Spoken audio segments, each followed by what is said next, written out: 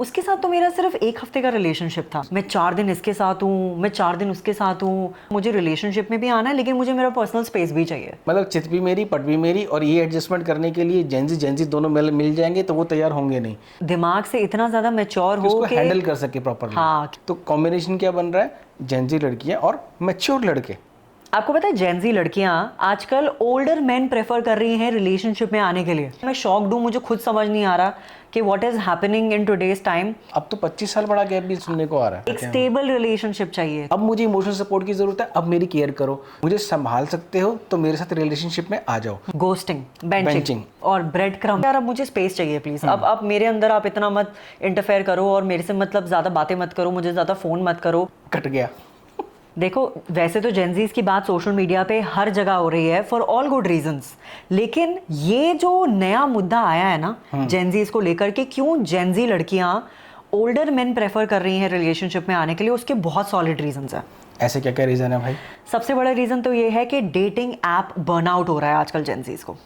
Means तो basically जिस तरीके से मिलेनियल्स को मैट्रिमोनियल ऐप बर्नआउट हो रहा है, कि जैसे हम लोग जब मैट्रिमनी पे बहुत सारे लड़के देख लेते हैं या बहुत सारी लड़कियां देख लेते हाँ, हैं, तो एक बार को दिमाग खराब हो जाता है, दिमाग की दही हो जाती है, बहुत हो गया, अब करना ही नहीं है, अब भगवान भरोसे सब कुछ है ना। वैसे ही जेनजीज का हाल हो गया डेटिंग एप्स को लेकर, क्योंकि इतना ज्यादा डेटिंग ऐप यूज करी है इन लोगों ने कि अब इनका डेटिंग ऐप से भी दिल भर गया है। समझ रहे हो? एक स्टेबल रिलेशनशिप एक स्टेबल रिलेशनशिप चाहिए। तो बेसिकली जेनजी लड़कियां इमोशनल स्टेबिलिटी चाह रही हैं, फाइनेंशियल स्टेबिलिटी चाह रही हैं, अच्छी कम्युनिकेशन चाह रही है, मैच्योरिटी चाह रही है और लॉन्ग टर्म रिलेशनशिप्स चाह रही है। और ये सारी चीजें ऑब्वियसली एक मैच्योर बंदा ही दे सकता है। बिल्कुल। देखो शुरू में जेनजीज को बड़ा मजा आता था ये सब टर्म्स यूज करने में, जैसे गोस्टिंग। गोस्टिंग मतलब बेंचिंग, ब्रेड क्रम्स। हाँ, गोस्टिंग मैं आपको बता दूं, बेसिकली गोस्टिंग मतलब है किसी को बिना बताए उसको बस अपनी जिंदगी से निकाल देना। कि हम दोनों रिलेशनशिप में थे, लेकिन मैंने बिना उसको कुछ बोले मैंने उसको हर जगह से ब्लॉक कर दिया। हमारे टाइम में इसको बोल देते कट गया। दूसरी टर्म आती है बेंचिंग। बेंचिंग में क्या होता है कि आपका एक रिलेशनशिप अच्छा खासा चल रहा है, लेकिन आपने साइड में ना एक बैकअप रखा हुआ है, जिसको आप एक रिजर्व बैंक की तरह अपना लेके चलते हो कि हाँ दूसरा भी साइड में बैठा हुआ है। हाँ। वेटिंग लिस्ट में बेसिकली, क्योंकि आजकल क्या होता है रिलेशनशिप बड़ी जल्दी ख़राब हो जाते हैं, बड़ी जल्दी टूट भी जाते हैं। तो जैसे ही वो निकलेगा 2 दिन के बाद दूसरा आ जाता है। ये हो गया बेंचिंग। और ब्रेड क्रम में क्या होता है कि आप किसी को पसंद करते हो, लेकिन उसकी ना प्रॉपर क्लैरिटी नहीं दे रहे हो, कोई कमिटमेंट नहीं कर रहे हो। हाँ। बेसिकली आप उसको जब जरूरत होती है अपने पास बुला लेते हो, जब काम हो जाता है पूरा तो हटा देते हो। यानी कि जरूरत पड़ने पर जैसे सूप में जैसे ब्रेड क्रम्स डालते हैं ना, ऑप्शनल है, डालना डालो, मत नहीं डालना मत डालो। तो रिलेशनशिप के अंदर भी वही है कि अगर उसको यूज करना चाह रहे हो to enhance the spice in life, की जब जरूरत पड़ी यूज कर लिया, अदरवाइज उसको निकाल दिया। तो इन्हीं सब रीजंस की वजह से और इन्हीं सब चीज़ों की वजह से अब जेनजीज का दिमाग और उनका जो रिलेशनशिप लाइफ है ना, वो इतनी ज़्यादा ख़राब हो चुकी है कि अब उनको ज़िंदगी में थोड़ी सी स्टेबिलिटी चाहिए जो उनको शुरू में नहीं चाहिए थी। मतलब एक होता है ना स्टार्टिंग में आप जब भी कोई नई चीज़ करनी शुरू करते हो आपको बड़ा मज़ा आता है, आपको लगता है यार मैं 4 दिन इसके साथ हूँ, मैं 4 दिन उसके साथ हूँ। उसके साथ तो मेरा सिर्फ 1 हफ्ते का रिलेशनशिप था। हाँ। उसके साथ मेरा 2 हफ्ते का रिलेशनशिप था। लेकिन ये सब करने के बाद एक लिमिट भी तो आएगी ना, जब आपको ऐसा लगेगा कि यार क्या कर रही हूँ मैं अपनी ज़िंदगी में। आई थिंक जेनजीज के साथ वही हो रहा है। एग्जैक्टली। ऑल्सो इसके अंदर एक और एंगल बड़ा इंटरेस्टिंग है कि एक तरीके से अब इसको दूसरे एंगल पे ना ले जाके अगर हम सीधे एंगल पे बात करें, एक फादर फिगर टाइप भी देख रहे हैं। जेनजीज बहुत ज़्यादा केयरफ्री और आउटगोइंग है, बाहर जा रहे हैं, अलग से रह रहे हैं, इंडिपेंडेंट कहीं पे रह रहे हैं।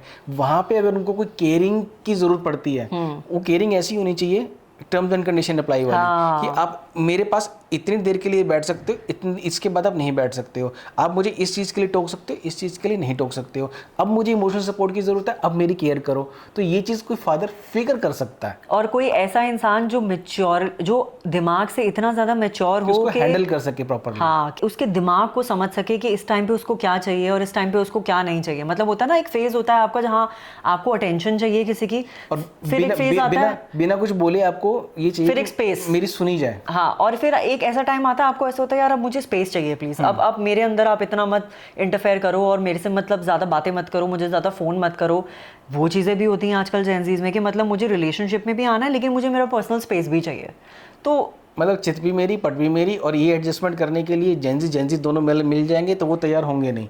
तो कॉम्बिनेशन क्या बन रहा है, जेंजी लड़कियां और मैच्योर लड़के। तो आजकल अगर आप देखोगे जितने भी जेंजी बच्चे हैं, जेंजी यंगस्टर्स हैं, वो आपस में रिलेशनशिप्स में आना प्रेफर नहीं कर रहे हैं, क्योंकि उनको ये लग रहा है कि यार मैं भी ऐसी हूँ और तू भी ऐसा है, मैं भी केयर फ्री हूँ और तू भी केयर फ्री है, मेरे अंदर भी उनको ऐसा लगता है कि मतलब उनके टाइप का नहीं है वो, एक जो मैनली फील जो होती है ना, वो उनको आ ही नहीं रही है उन जेंजी बच्चों में। ऑल्दो बहुत सारे लोग सोशल मीडिया पे ये भी बात कर रहे हैं कि हमेशा से ही तो ऐसा रहा है ना कि लड़कियों को हमेशा अपनी एज से थोड़े बड़े लड़के ही पसंद आते हैं। लेकिन ये थोड़े बड़े नहीं है ना, यहाँ पे एज गैप बहुत बढ़ रहा है। मतलब 20 साल बड़ा गैप, 22 साल, 25 साल बड़ा गैप, ऐसे ऐसे गैप्स देखने को मिल रहे हैं। थोड़ा बड़ा ऑब्वियसली शुरू से चलता आ रहा है कि लड़कों के अंदर मैच्योरिटी थोड़ी सी लेट आती है, राइट, लड़कियां जल्दी मैच्योर हो जाती है। तो वो 3-4 साल 5 साल तक का गैप तो समझ में आता था, फिर ये गैप बढ़ते बढ़ते 7 साल हुआ, 10, 20, अब तो 25 साल बड़ा गैप भी सुनने को आ रहा है। देखो ये बहुत सारे एग्जाम्पल्स आपको बॉलीवुड में भी देखने को मिलेंगे। जिस तरीके से आदित्य रॉय कपूर का रिलेशनशिप चल रहा था अनन्या पांडे से, कितना ज़्यादा दोनों में एज गैप था, लेकिन चल रहा है भाई, मतलब चल रहा था, अब तो दोनों का ब्रेकअप हो गया है। शाहिद कपूर और मीरा कपूर तो मतलब बहुत ही बड़ा एग्जाम्पल है कि दोनों के बीच में ऑलमोस्ट 20-21 साल का एज गैप है। रिलेशनशिप अगर अच्छा चलाना है कि तो दोनों के बीच में थोड़ा एज गैप होना बहुत ज़रूरी है कि एक इंसान अगर थोड़ी इमेच्योरिटी दिखा भी रहा है, सामने वाला थोड़ा सा मैच्योर इनफ हो कि वो उस चीज़ को अंडरस्टैंड करके लेट गो कर दे। मीन्स अगर आप ये चाहते हो ना कि मेरा बिहेवियर तो भैया किडिश रहने वाला है, मुझे संभाल सकते हो तो मेरे साथ रिलेशनशिप में आ जाओ, तो उस चीज़ के लिए एज गैप होना कंपलसरी हो जाता है। क्योंकि आजकल के तो लड़के भी ऐसे हो गए हैं जो चाहते हैं कि हमें कोई ऐसी लड़की मिल जाए जो हमसे ज़्यादा मैच्योर हो, जो हमें संभाल सके, हमारे टेंट्रम्स झेल सके। मैं हैरान हूँ लड़कों के मुंह से ये बातें सुन के कि वो ये कह रहे हैं कि यार हमें तो कोई ऐसी लड़की चाहिए जो इमोशनली हमसे ज़्यादा स्टेबल हो, हमसे ज़्यादा मैच्योर हो और हमें संभाल सके और हमें गाइड कर सके और हमें सुधार सके। मतलब मुझे क्या ही चल रहा है, मुझे शायद हंसी आए इस बात पे, या मेरे को गुस्सा आए, या मैं शॉक्ड हूँ, मुझे खुद समझ नहीं आ रहा कि what is happening in today's time. But ये तो रियलिटी है भाई कि जेनजीज का हो गया है बस, अब डेटिंग ऐप से भी बस हो गई है उनकी, फ्लिंग्स चला चला के भी बस हो गई है उनकी, एक दूसरे को घोस्ट करके भी बस हो गई है उनकी, और अब वो चाह रहे हैं कुछ लॉन्ग टर्म।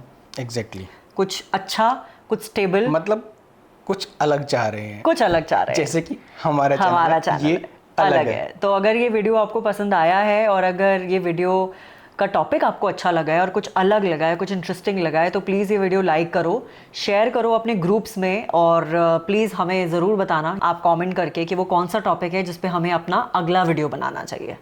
तो कमेंट कीजिए, लाइक कीजिए, शेयर कीजिए, and thank you for being with us on ये अलग है।